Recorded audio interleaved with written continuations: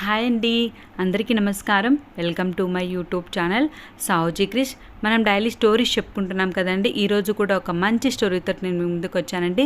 తప్పకుండా లాస్ట్ వరకు వినండి. స్టోరీ చాలా డిఫరెంట్గా చాలా బాగుంటుందండి. స్టోరీ పేరు వచ్చేసరికి సహజీవనంలో కొత్త కోణం అండి. రచించిన వారు కోయిలాడ రామ్మోహన్ రావు గారండి.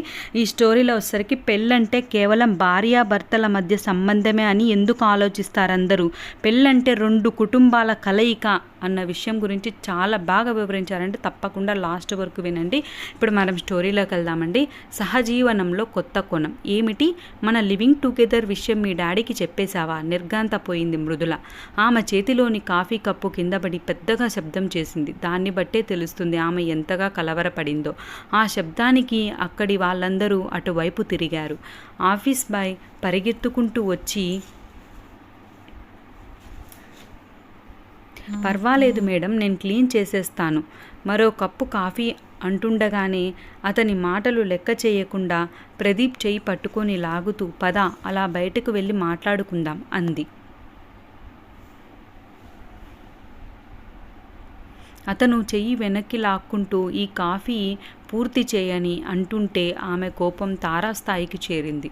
అతని చేతిలోని కప్పును బలంగా లాగి కిందకు విసిరేయబోయి తమాయించుకొని ఆ కప్పు బాయ్ చేతికి అందించింది. ప్రదీప్ అయోమయంగా చూస్తూ ఆమెను అనుసరించాడు. అందరూ తమ వైపే కళ్ళప్పగించి చూడడం అతనికి చాలా ఇబ్బందిగా ఉంది. మృదుల పరిస్థితి కూడా అంతే.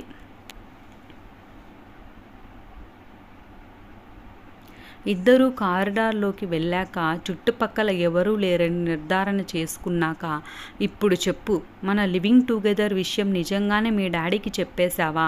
కోపంగా అడిగింది.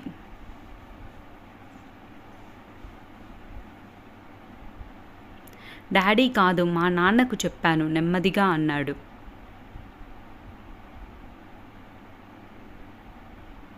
సరే, ఏదో ఒకటి అయినా చెప్పాల్సిన అవసరం ఎందుకొచ్చింది? ఇలాంటి విషయాలు డాడీలకు మమ్మీలకు చెప్పుకుంటారా ఎవరైనా? గద్దించింది. డాడీ మమ్మీ కాదు, నాన్న అమ్మ. అలా డాడీ మమ్మీ అని అంటే నాకు చిరాకు. మతిపోయినట్లు చూస్తూ ఉండిపోయింది మృదుల. ఓ మై గాడ్, వీడితో జీవితాంతం ఎలా వేగాలి? ఏదీ సీరియస్గా తీసుకోడు అనుకుంటూ అతని వైపు పిచ్చి చూపులు చూసింది. మా నాన్నకు చెప్పాను కానీ అమ్మకు చెప్పలేదు. నాన్న నాకు బెస్ట్ ఫ్రెండ్, అందుకే అన్ని విషయాలు ఆయనకే చెప్పుకుంటాను. ఎంత బెస్ట్ ఫ్రెండ్ అయినా ఇలాంటివి చెప్పుకుంటారా అంటూ తల పట్టుకుంది. మా మధ్య అలాంటివేవీ లేవు. మా డాడీ స్కూల్లో చదివేటప్పుడు ఎవరెవరికి ప్రేమలేఖలు రాశాడో, ఏ టీచర్ల దగ్గర చివాట్లు తిన్నాడో చెప్పేవాడు. ఇవే కాదు, ఎన్నో రహస్యాలు చెప్పేవాడు. అందుకే మా నాన్న దగ్గర ఏదీ దాచను.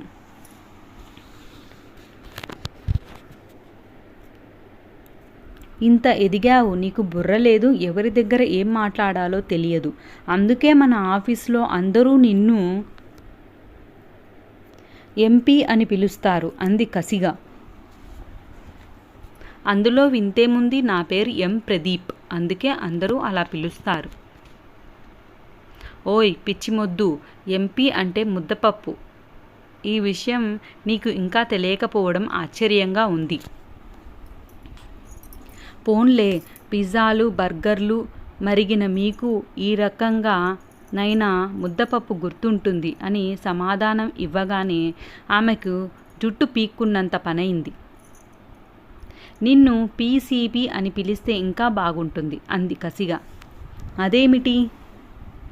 పీసీపీ అంటే పాత చింతకాయ పచ్చడి. ఏమీ బాగాలేదు. మా నాన్న దగ్గర రహస్యాలు ఏమీ దాచకుండా ఉంటున్నానంటే పాత ధోరణులు వదిలి కొత్త పుంతలు తొక్కుతున్నట్లే కదా. నాకు ఆ పేరు నచ్చలేదు అన్నాడు. సర్లే, ఇవాల్టి నుంచి నిన్ను ఎస్ఎం అని పిలుస్తా. అంటే? స్వాతిముత్యం. సర్లే, ఏదో ఒకటి, నీకు ఇష్టం వచ్చినట్లు పిలువు. నా ప్రియమైన మృదుల, ఎలా పిలిచినా నాకు ఓకే. ఇక లాభం లేదనుకుని టాపిక్ మార్చింది మృదుల. నీకు మీ నాన్నగారికి మధ్య రహస్యాలు లేవన్నావు కదా, మన ప్రేమ విషయం చెప్పేసే ఉంటావు కదా, ఎప్పుడు చెప్పేశావు? 3 ఏళ్ల క్రితమే. అదే నువ్వు నాకు ఐ లవ్ యూ చెప్పిన రోజే. మరి మీ డాడీ, అదే మీ నాన్నగారు ఏమీ అనలేదా? ఎందుకనలేదు అన్నారు, ఆయన మాటల్లోనే చెప్తా.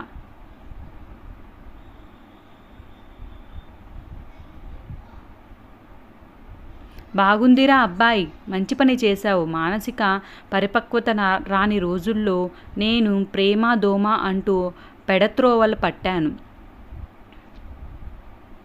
సరైన సమయంలో సరైన నిర్ణయం తీసుకున్నావు. నీకు మెచ్యూరిటీ వచ్చేసింది, నిర్ణయం తీసుకునే వయసు వచ్చేసింది. గో ఎహెడ్ అన్నారు. అంతేకాదు అప్పుడప్పుడు ఫోన్ చేస్తూ నీ ప్రేమ వ్యవహారం ఎంతవరకు వచ్చిందిరా అని అడుగుతుంటారు. అబ్బో అంటూ పెదాలు విరిచి, ఇంతకు ఈ విషయం చెప్పగానే ఏమన్నారు? ఏంటి లివింగ్ టుగెదరా అంటే సహజీవనం కదూ. దాని గురించి ఈ మధ్య తెలుసుకున్నాను. పెద్ద పెద్ద పట్టణాల్లో మొదలైందని తెలుసు, కానీ మన ఇంట్లోకి కూడా అడుగు పెడుతుందని ఊహించలేదు. బాగా ఆలోచించే నిర్ణయం తీసుకున్నారా? ఆలోచించే ఉంటారులే. ఇద్దరూ బాగా చదువుకున్న వాళ్ళు, తెలివైన వాళ్ళే కదా. నాకు ఓకే. మీ అమ్మకు మాత్రం అప్పుడే చెప్పకు, నేను మెల్లగా సర్ది చెబుతానులే అన్నారు. దాంతో నోరు వెళ్ళబెట్టి, మీ నాన్నగారు పెద్దగా చదువుకోలేదు అన్నావు, వ్యవసాయదారుడన్నావు, మరి ఇంత అడ్వాన్స్డ్గా ఎలా ఆలోచిస్తున్నారు? నాకు ఏమీ అర్థం కావడం లేదు. నిజమే, ఆయన 10వ తరగతి కూడా పూర్తి చేయలేదు. కానీ పెద్దయ్యాక ఆయనకు చదువు విలువ తెలిసి వచ్చింది.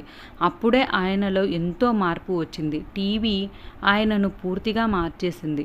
టీవీలో సినిమాలు, సీరియళ్ళు చూస్తూ కూర్చోరు. BBC news, NDTV channel, Discovery channel, National Geographic లాంటివే చూస్తూ ఉంటారు. సంవత్సరాల తరబడి చూస్తూ ఉండడం వల్ల ఆయనకు ఇంగ్లీష్ బాగా పట్టుబడింది. ప్రణయ్ రాయ్ లాంటి వారి విశ్లేషణ ఆసక్తిగా వింటారు. క్రికెట్ కామెంటరీ స్పష్టంగా ఫాలో అవుతూ ఉంటారు. పెద్ద పెద్ద వాళ్లతో జరిపే ఇంటర్వ్యూలు చూడడం, వారి ఉపన్యాసాలు వినడం ఆయనకు చాలా ఇష్టం.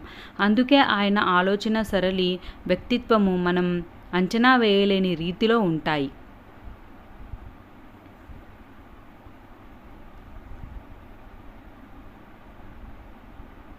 వావ్, దట్స్ గ్రేట్ అంటూ అభినందించింది.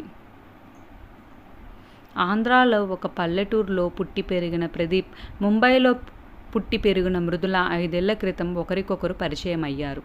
ఇద్దరు బెంగళూరులో ఒకే ఆఫీస్లో చేరారు. మొదటి చూపులోనే ప్రదీప్ ఆమెను ప్రేమించేశాడు. కానీ ఆ ప్రేమ ఫలించదని నిరాశ పడేవాడు. మృదుల బాగా ఫాస్ట్, ప్రదీప్ దానికి పూర్తిగా వ్యతిరేకం.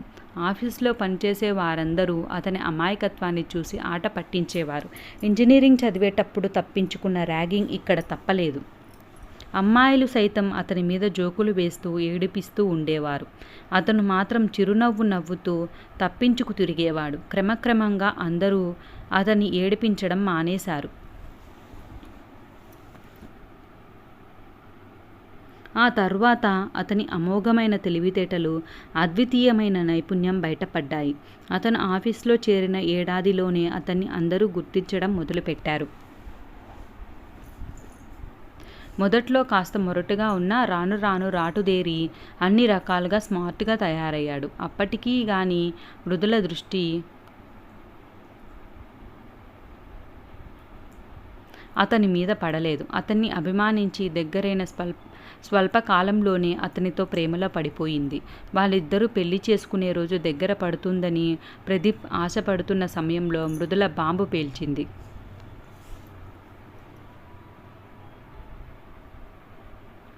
సహజీవనం అంటూ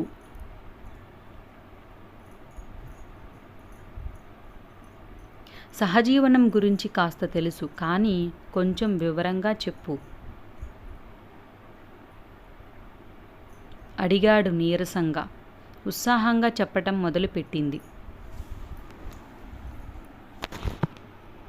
మనం చూస్తూ ఉంటాం చాలా కేసులు. గాఢంగా ప్రేమించుకుంటారు, ఆ తర్వాత కొద్ది కాలంలోనే విడిపోతూ ఉంటారు. ఈగో క్లాసెస్, సర్దుకొని పోయే స్వభావం, కోరవడడం కొన్ని కారణాలు కావచ్చు. కొన్ని సమస్యలు సంసారం చేస్తున్నప్పుడు తలెత్తుతాయి. పెళ్ళైన తర్వాత ఆ సమస్యలు వస్తే చాలా కష్టం కదా. అప్పుడు విడిపోలేము కదా, అలాగని కలిసి కూడా ఉండలేము, బతకలేము కదా. అందుకే విదేశాల్లో ఉండే ఈ పద్ధతి మన దేశంలోకి వచ్చింది. ఇప్పుడు చాలామంది ఇదే అనుసరిస్తున్నారు. కొన్నేళ్ల పాటు కలిసి ఉండి ఆ తర్వాతనే పెళ్లి చేసుకోవాలా లేదా అన్న నిర్ణయాన్ని తీసుకుంటున్నారు. నాకు ఈ పద్ధతే ఉత్తమమైనది అనిపిస్తుంది. ఇది మనకు అవసరమా? మనిద్దరికీ మంచి అండర్స్టాండింగ్ ఉంది కదా. నువ్వు సర్దుకోకపోయినా నేను సర్దుకుపోతాను. అప్పుడు సమస్యలే ఉండవు. కాస్త ఆలోచించు, ఈ ఆలోచన వదిలేయ్ అంటూ నచ్చ చెప్పడానికి ప్రయత్నించాడు. ఆమె దిగి రాలేదు. నువ్వు అనుకున్నంత సులువు ఏమీ కాదు సంసారం సజావుగా సాగడం. ఎన్నో అనుకోని సమస్యలు, అవాంతరాలు రావచ్చు. ఉదాహరణకు బెడ్రూమ్లో కూడా అంటూ ఆపేసింది. అంటే పెళ్ళి కాకుండానే పూర్తి సంసారం, సెక్స్ అంటూ ఆశ్చర్యపోయాడు.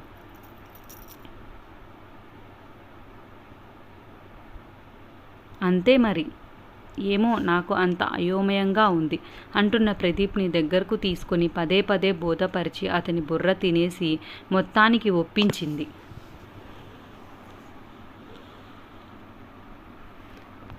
10 రోజుల తర్వాత గుడ్ న్యూస్. ఒక బ్రహ్మాండమైన గేటెడ్ కమ్యూనిటీలో సింగిల్ బెడ్రూమ్ అపార్ట్మెంట్ దొరికింది. మనం చాలా లక్కీ. అదెంత బాగుందో చెప్పలేను అంది మృదుల అతి ఉత్సాహంగా.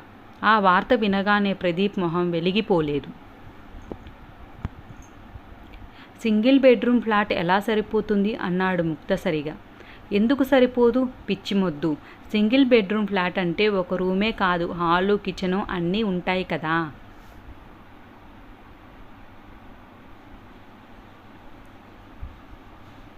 ఆ విషయం తెలుసు, కానీ మా అమ్మా నాన్నలకు ఒక బెడ్రూమ్ కావాలి కదా, అందుకే 2 బెడ్రూమ్ ఫ్లాట్ చూడు. అమ్మా నాన్న ఏమిటి, వాళ్ళు ఎందుకు ఉంటారు మనతో పాటు? తెల్లమొహం వేసింది. ఎందుకు ఉండరు? నేను నీకు ముందే చెప్పాను కదా, పెళ్ళైతే మా అమ్మా నాన్నలను మన దగ్గరే ఉంచుకుందామని. నువ్వు దానికి మనస్ఫూర్తిగా ఒప్పుకున్నావు కదా.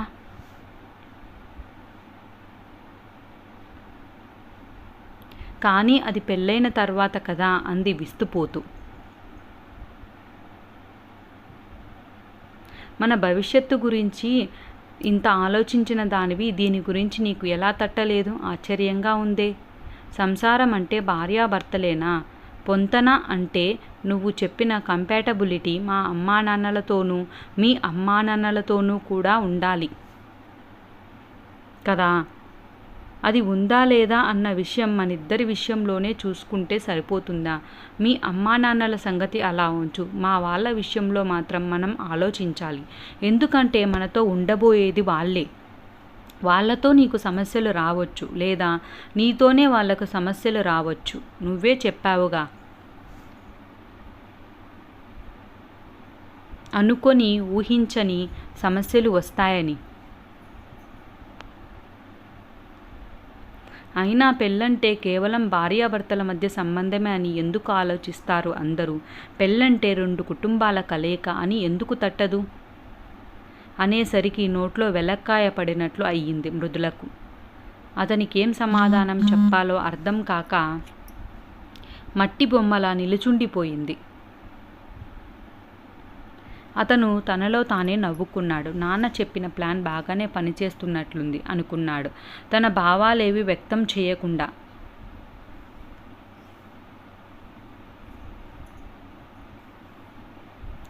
సరే, దీని గురించి బాగా ఆలోచించి చెప్పు అంటూ అక్కడి నుండి వెళ్ళిపోయాడు. ఆమె దీర్ఘాలోచనలో పడింది. అత్తమామల సమక్షంలో పెళ్లి కాకుండానే సంసారం చేయడం ఎంత ఇబ్బందికరమో అన్న విషయాన్ని గ్రహించింది. ఛా, ఇది ఎలా వీలవుతుంది? పెళ్ళి కాకుండానే వాళ్ళ ఎదురుగా పడక గదిలో దూరి రొమాన్స్ ఎలా చేస్తాను? తలుచుకుంటేనే కంపరంగా ఉంది అని తలపోస్తున్న మృదులలో సగటు భారత స్త్రీ మేలుకుంది. పాశ్చాత్య పోకడలో కొట్టుకొని పోతున్న ఆమెలో ఏ మూలనో సనాతన భావాలు పొంగుకొస్తున్నాయి. ప్రదీప్ చెప్పిన కోణంలో ఆలోచించడం మొదలుపెట్టింది. అతను చెప్పిన విషయాలన్నీ పరిగణించదగినవే అని ఆమెకు అనిపించింది. మానవీయ సంబంధాల విషయంలో సహజీవనం అనే పద్ధతిని ప్రవేశపెట్టిన విదేశీయులకు భారతీయులకు చాలా తేడా ఉందని ఆమెకు బాగా తెలిసి వచ్చింది. అదే ఉత్తమమైన పద్ధతి అనుకోవడంలో ఔచిత్యం లేదని ఆమె తలపోసింది. బాగా తర్జన భర్జనలు పడ్డాక గంట తర్వాత గాని ఒక నిర్ణయానికి రాలేకపోయింది. ఆ తర్వాత ప్రదీప్ దగ్గరికి వచ్చి, ఈ విషయం ఇంత కాంప్లికేటెడ్గా ఉంటుందని నువ్వు చెప్పే వరకు నేను ఊహించలేదు. మనం పెళ్లి చేసుకుందాం అని నెమ్మదిగా అంది. నెత్తిమీద పూల జల్లు కురిసినట్లు అయ్యింది ప్రదీప్కి. ఈ శుభవార్త వెంటనే నాన్నకు చెప్పాలి అనుకుంటూ మృదులను దగ్గరికి తీసుకుని ఆప్యాయంగా ఆమె నుదుటి మీద ముద్దు పెట్టుకున్నాడు. విన్నారు కదండి, ఈ స్టోరీ అయితే చాలా బాగుంది, డిఫరెంట్గా ఉంది. ప్రతి ఒక్కరూ వినాల్సినటువంటి ఒక మంచి స్టోరీ అండి. తప్పకుండా మీ ఫ్రెండ్స్కి, రిలేటివ్స్ కూడా షేర్ చేయండి. చాలా బాగుంటుందండి స్టోరీ. ఈ స్టోరీ నచ్చినట్లయితే తప్పకుండా లైక్ చేయండి, షేర్ చేయండి, సబ్స్క్రైబ్ చేయండి. ఇప్పటివరకు సబ్స్క్రైబ్ చేసుకుని వాళ్ళు ఎవరైనా ఉంటే తప్పకుండా సబ్స్క్రైబ్ చేసుకోండి. నా ఛానల్ ప్లేలిస్ట్లో చాలా స్టోరీస్ ఉంటాయండి. డిఫరెంట్ టైప్ ఆఫ్ స్టోరీస్ ఉంటాయి. ఇప్పటివరకు చూడని వాళ్ళు ఉంటే తప్పకుండా చూడండి. చూసి మీకు నచ్చినట్లయితే తప్పకుండా లైక్ చేయండి. మీ ఫ్రెండ్స్కి, రిలేటివ్స్కి తప్పకుండా షేర్ చేయండి. ఇప్పటివరకు సబ్స్క్రైబ్ చేసుకున్న వాళ్ళు ఎవరైనా చూడకుండా ఉంటే తప్పకుండా చూడండి. ఇంకా ఏమైనా చెప్పాలనుకుంటే ఈ స్టోరీ ఎలా ఉందో తప్పకుండా కామెంట్ చేయండి. ఇంకా మంచి స్టోరీస్తో నేను మీ ముందుకు వస్తానండి.